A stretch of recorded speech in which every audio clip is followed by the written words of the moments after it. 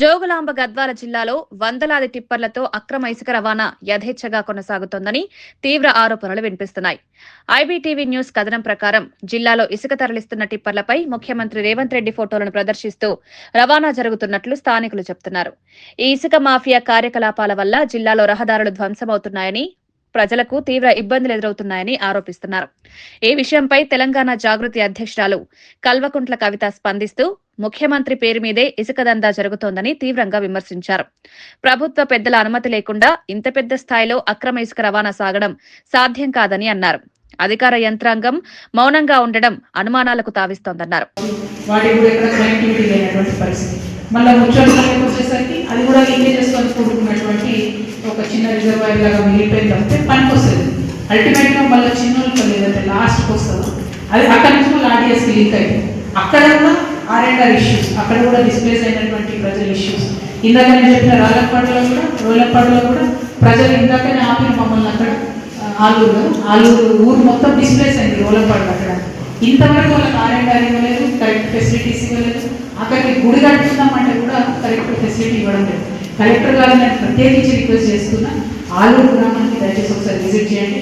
వాళ్ళు త్యాగం చేశారు కాబట్టి రోలపాడు అనేటటువంటి రిజర్వాయర్ వచ్చింది. ఆ రిజర్వాయర్ 4 TMC అనుకున్నట్టయితే 40,000 ఎకరాలకు నీళ్ళు వస్తాయి ఓన్లీ ఆ రిజర్వాయర్. కాబట్టి మరి ఆ ఆలూరు ప్రజల్ని మాత్రం ఆదుకోవాలని చెప్పి నేను కలెక్టర్ గారిని కోరుతా ఉన్నాను. తర్వాత లాస్ట్కు చిన్నపల్లి నుంచి సంఘాల దాకా ఈ మొత్తం నెట్టెంపడి రావాలి. కానీ అసలు దానికి మొదలలేదు, మోక్షం లేదన్నట్టున్నది.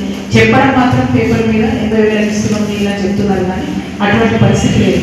ఇంజనీర్లతో మాట్లాడితే కేవలం 95 నుంచి 100 రోజుల లోపల మాత్రమే మేము వాటర్ కంప్లీట్ చేస్తున్నాం. మ్యాక్సిమం చేసింది 7 TMC అంటారు. అంటే బండ గుర్తు ఏంటంటే 7 TMC అంటే 7 × 10 70,000 ఎకరాలని అర్థం. కానీ పేపర్లో మాత్రం 1,10,000 ఇస్తున్నాం రాస్తున్నాం. సరే 6వ తారీఖు పంట ఉంటాయి అనుకుంటే కూడా మానేస్తాము. ఫిబ్రవరి 1వ తారీఖు నుంచి మీరు సొంత భావనలో షిఫ్ట్ కావాలంటే మరి కొత్తగా ఇచ్చిన అన్ని గురుకులాలు బీసీ, నాకు తెలిసి మైనారిటీ 2 గురుకులాలు, ఎందుకంటే SC STకి అంతకుముందు కూడా కొన్ని బంగ్లాలు ఉండేవి.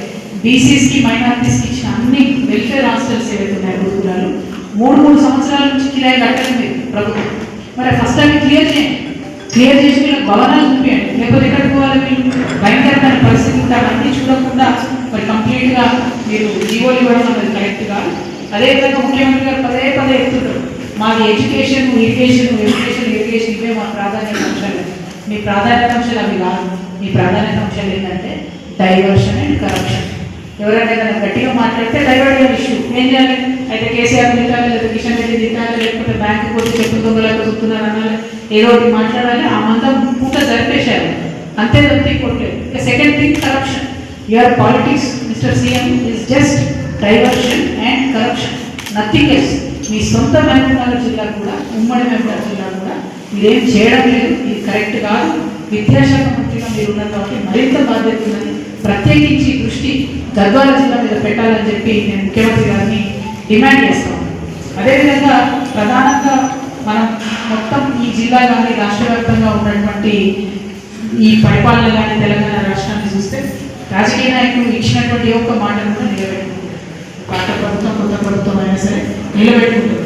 6 గ్యారెంటీల